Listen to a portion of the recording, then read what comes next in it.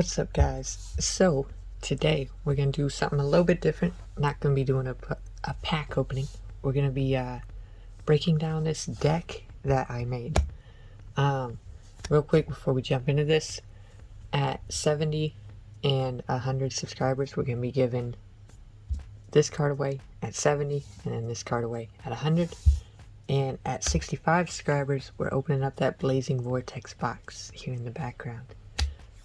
We're only 2 subscribers away from that, so keep that in mind. And here we go. So, if you don't know, I've been opening a lot of like Metal Raiders, not Spell Ruler. Well, I think it is. I don't know. But all those original packs.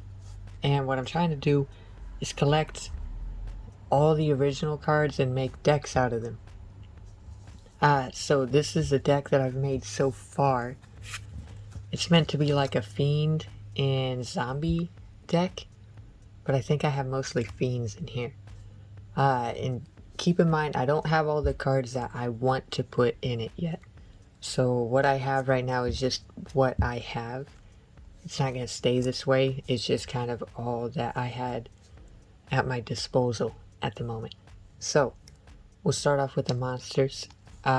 We have Crash Clown, which I put in there because the effect, I'll read it for you.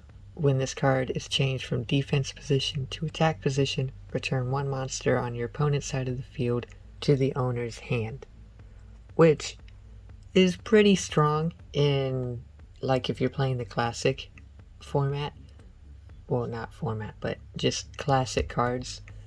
It's pretty strong because, you know, sometimes they'll pull out their boss monster before you can. And, like, let's say they pulled out Blue Eyes and you just lay this boy down. And, yeah, you basically negated their summon, which is pretty nice. So that's why I have him in there. And then up next we have Chopman the Desperate Outlaw, which his effect is when this card is flip summoned, you can equip one equip spell card in your graveyard to this card, which is pretty good when you see what spells I have. It's not the greatest card because it only has 1100 attack, but it was a filler card that I kind of just threw in there because it's all that I had, you know, at my disposal. Then we got Whiptail Crow. Pretty self-explanatory. He does 1650 damage, and that's pretty good for classic cards for a level 4, so that's not bad, especially if you put an equip spell on him and get him up to like 2150 or something like that. It's pretty strong. It can become a pretty strong card, like pretty quick. So next one is Ryu Kaki. I don't know how you say that. If this card battles a warrior or spellcaster monster, destroy that monster at the end of the damage step. Which, I don't know. I kind of put this in there just to have like a quote-unquote boss monster. And I just liked him a lot, and he's really all that I had in my cards that I've collected so far. But he is pretty cool because if they pull out a Dark Magician and you have this this guy out and they can only kill it with the Dark Magician, he'll destroy that Dark Magician at the end of the battle. So it's pretty nice.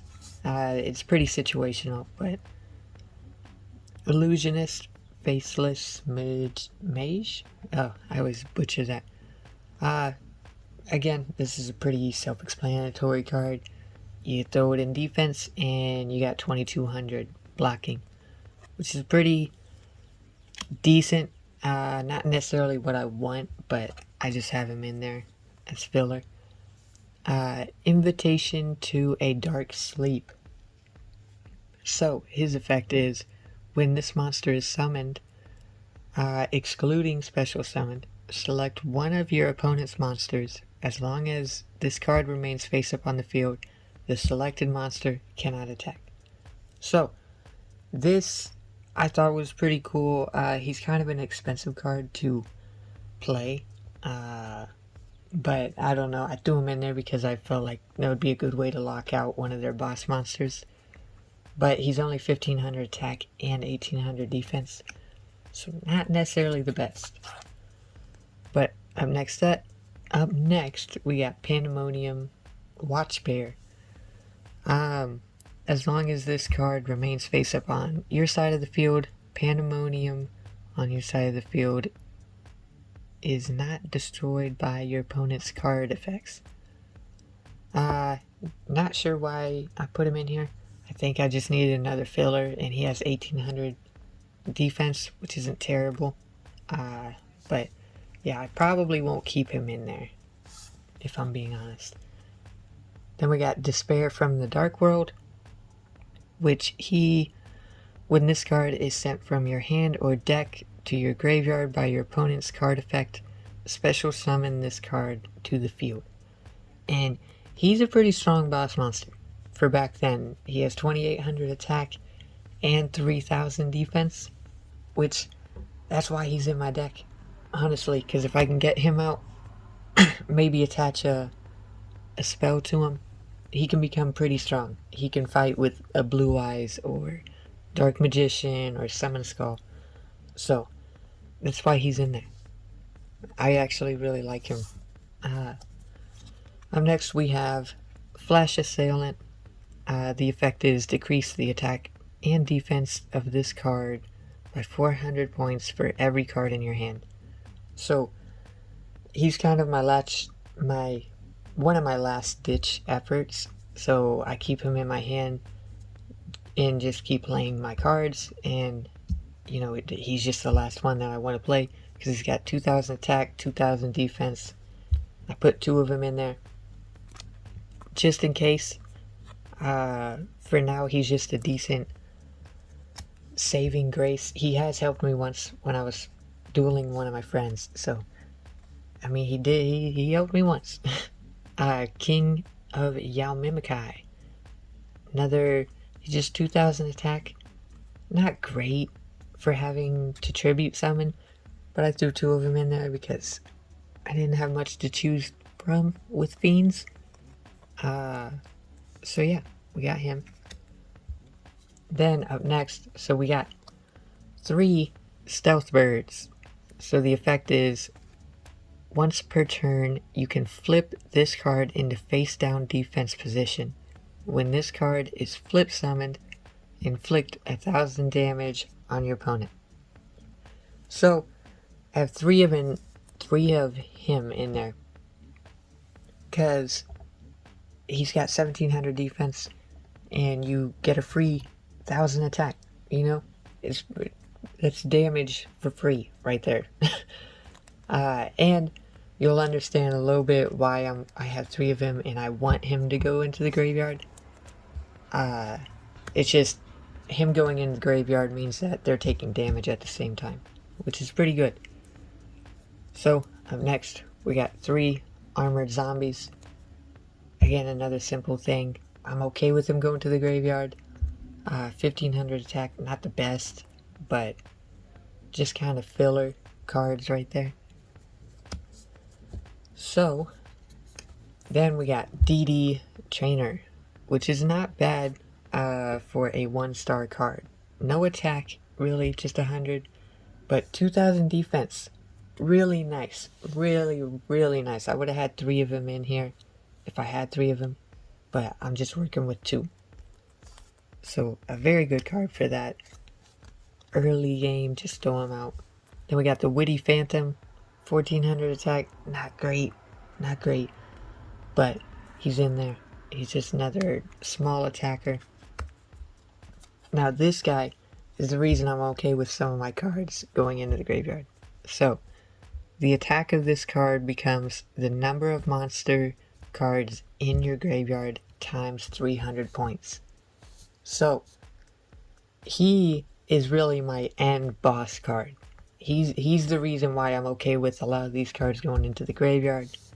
I actually won twice with this card against one of my friends, and it's all because of him, and I wish I had more of him. I only have 1, so That's kind of a bummer, but yeah, he's very strong, and he's my end goal at the end of the game.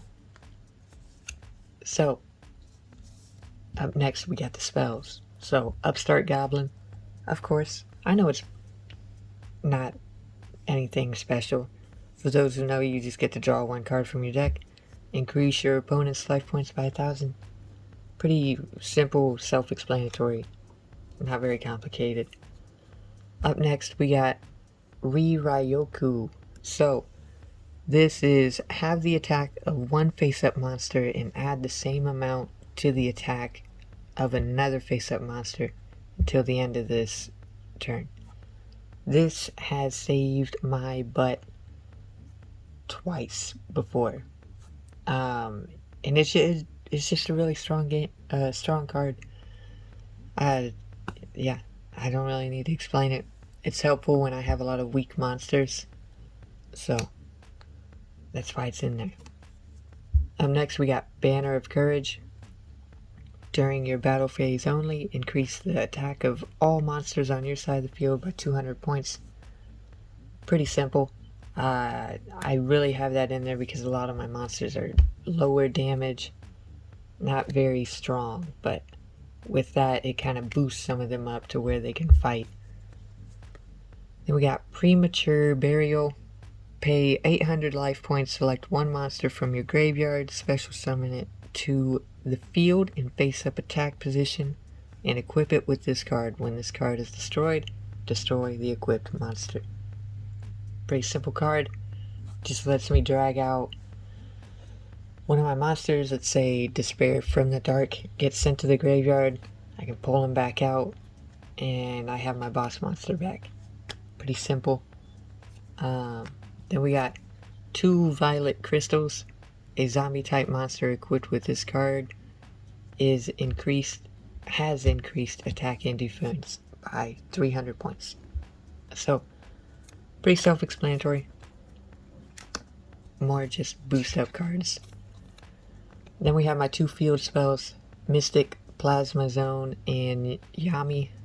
Yami increases the attack and defense of Fiend and Spellcaster type monsters by 200 points. And then Mystic Plasma Zone increases the attack of all dark monsters by 500 points. So, that's the card that I really want to get out, but Yami is just kind of a backup. And yeah. So up next we have Heart of the Underdog. During your draw phase, when you draw a normal monster card, you can draw one more card by showing it to your opponent. Pretty simple. I have a lot of normal monsters. I'm trying to dig through my deck as fast as possible. Gravity Axe, Garl, increase the attack of a monster equipped by this by 500 points. So, really just a very strong card for all these weaker monsters that I have. Boost them up, give them a little bit more strength. And then we got Sword of Deep-Seated. So this increases the monster by 500 points, and when this card is sent to the graveyard, place it on top of your deck.